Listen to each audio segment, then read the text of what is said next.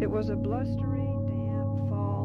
a blustery, damp fall evening when I came home to find my mother in the middle of one of her ongoing experiments with lethal and non-lethal foods.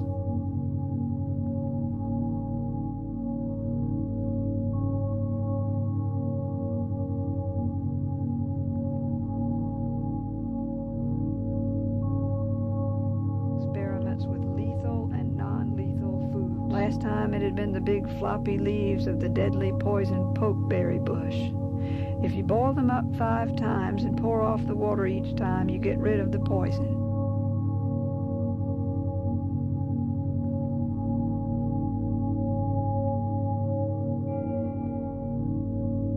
Then you boil them up a 6th time and they're safe to eat. Have a taste.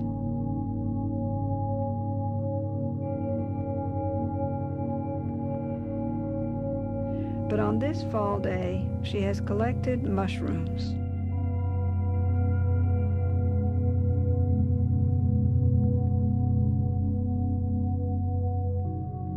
Have a taste. She held out a fork full of green slime. But what's the point, I asked. You've poured out all the nutrition with the poison.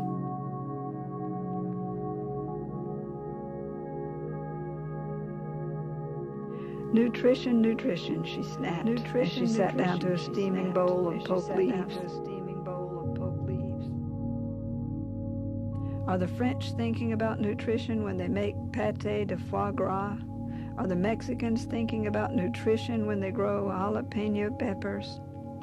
She shook a tablespoonful of Louisiana hot sauce on her poke leaves and dug in. But my question is, Mama, what are you thinking about when you cook poison for food?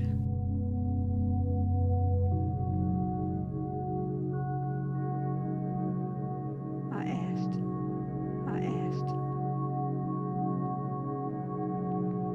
She savored the poke leaves for a second.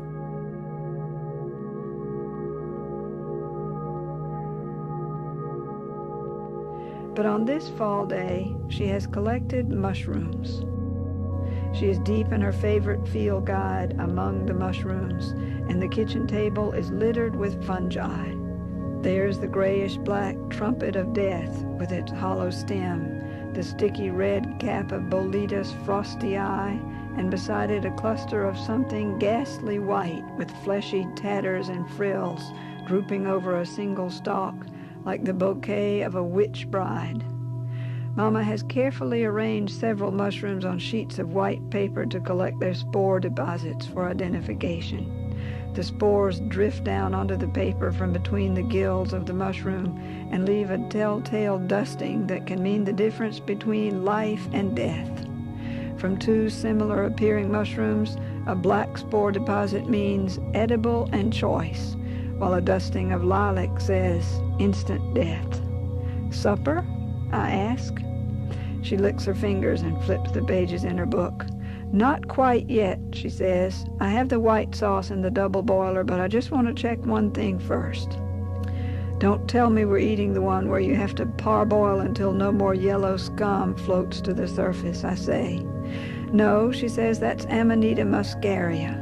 This one, and she twirls a big white mushroom by the stem and reads to me from her book.